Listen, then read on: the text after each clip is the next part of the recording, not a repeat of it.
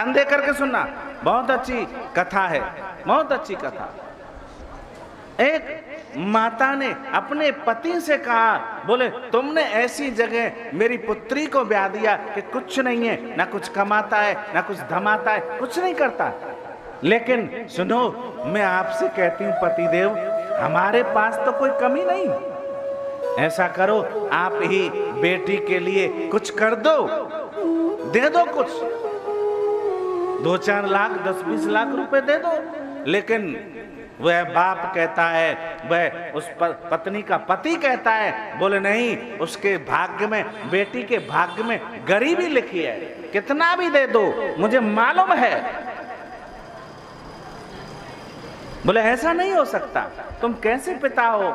अरे दयालुता का भाव रखना चाहिए, दयालु तुमको होना चाहिए, बेटी को कुछ दे दो ना। बोले मैं नहीं दूंगा, तुम्हें देना है तो दे दो। सज्जनों, आज उस पत्नी ने, उस माता ने अपने जमाई को अपने घर भोजन करने के लिए बुलाया, भोजन करने के लिए,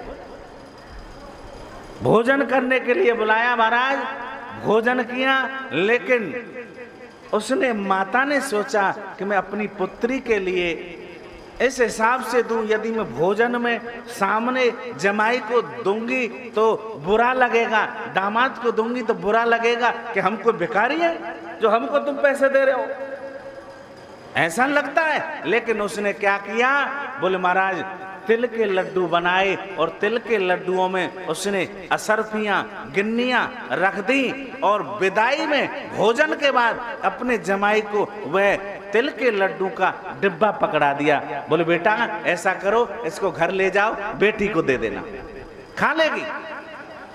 सज्जनों, लेकिन जैसे ही वो व्यक्ति वहां से चला, जैसे ही वो उनका दामाद वहां से चला, उसने सोचा, बोले घर पर एक भी पैसा नहीं है, कल बच्चे की फीस भरनी है, क्यों नहीं इस डिब्बे को हलवाई की दुकान पर बेच देता हूँ। हलवाई की दुकान पर वो बेच दिया महाराज, 500 रुपए ले लिए और वो डिब्बा बेच दिया। ध्यान देकर के सुनना, बड़ी महत्वपूर्ण कथा है, बड़ी दिव्यमयी कथा है, बड़ी भव्यमयी कथा है, बहुत दिव्यमयी कथा है।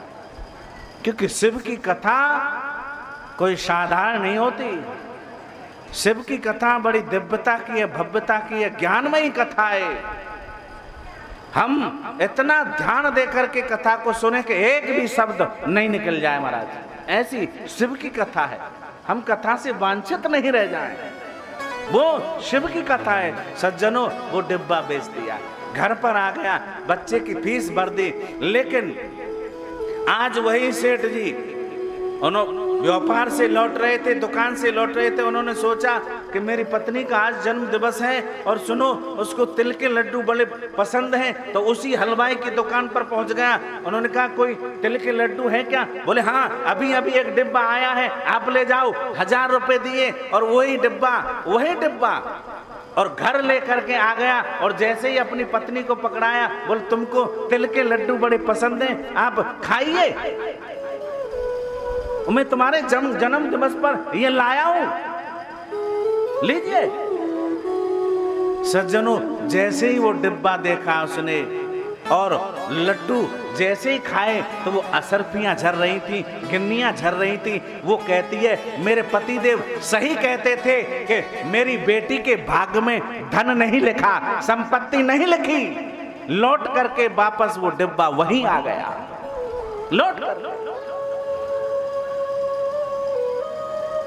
तो सज्जनों, शिव कथा कहती है, मेरे शिव की कथा कहती है, जीवन में याद रखो महाराज। एक राजा बहुत बीमार पड़ गया, ध्यान दे करके सुनना, बहुत बीमार महाराज, इतना बीमार पड़ गया कि पूछो मत। किसी वैद्य ने कहा ऐसा करो, कौड़ियां लो और कौड़ियों की राख बनाओ और राजा के शरीर पर मलो। अब तो सज्जनों, उन्होंने द्वारपालों को, सेवकों को भेजा, जाओ मार्केट में जितनी भी कौड़ियां ले आओ। सज्जनों, कौड़ियां लेने गए तो मार्केट में, बाजार में एक भी कौड़ी नहीं। क्यों? क्योंकि एक व्यक्ति क्या करता था, धन जोड़ता था और जाकर से बाजार से सारी कौड़ियों को खरीद के ले आता था। सारी कौड़ियां जोड़ ली उसने, बोले काम आएंगी। कौड़ी का मतलब तो समझते हो ना, जो हाथ में माता बहनें बांधती हैं, कौड़ी। सज्जनों, आज उसी दुकान पर वह राजा के सेवक पहुंचे, सुनो कौड़ी तुमको एक भी बाजार में नहीं मिलेगी, यदि तुमको कौड़ी लेनी है तो वो व्यक्ति है, उसके यहाँ कौड़ियां मिल जाएंगी, वो डेली खरीद के ले जाता है। तो वो राजा के सेवक उसके घर पहुंचे, बोले भैया तुम्हारे पास कौड़ी है? बोले हैं। क्या करोगे? बोले राजा बीमार है, कौड़ियां चाहिए। वो बोला मैं अपनी कौड़ियां नहीं दूंगा। अरे भाई देना पड़ेगा तुमको, राजा बीमार है भाई, यदि तुम कौड़ियां नहीं दोगे तो जबरदस्ती ले लेंगे, तुमको जेल में डाल दिया जाएगा। सज्जनों, आज वह व्यक्ति बड़ा उदास हुआ और कौड़ियां देने लगा, और जैसे ही झोला भर करके कौड़ियां लाया और थाली में उस कौड़ियों को खिलाया और देने लगा, उस कौड़ियों को टटोलने लगा। सेवक ने कहा क्या टटोल रहे हो? बोल मैं ये देख रहा हूं एक ऐसी कौड़ी, इनमें एक ऐसी कौड़ी आ गई है जो सारी कौड़ियों को ले जा रही है, सारी कौड़ियों को। जीवन में याद रखना, कोई ऐसा रुपया पैसा आ जाता है, ऐसा धन आ जाता है सज्जनों, कि पूरे धन को समाप्त कर देता है। आज उसके साथ में हुआ, कोई ऐसी कौड़ी आ गई जो सब कौड़ियों को ले गई महाराज। पैसों से खरीदता था लेकिन फ्री में सारी कौड़ियां चली गई। जीवन में याद रखना, हमारे जीवन में भी कोई ऐसी कमी आती है, हम ऐसे का संग कर लेते हैं, हमारा जीवन बर्बाद हो जाता है।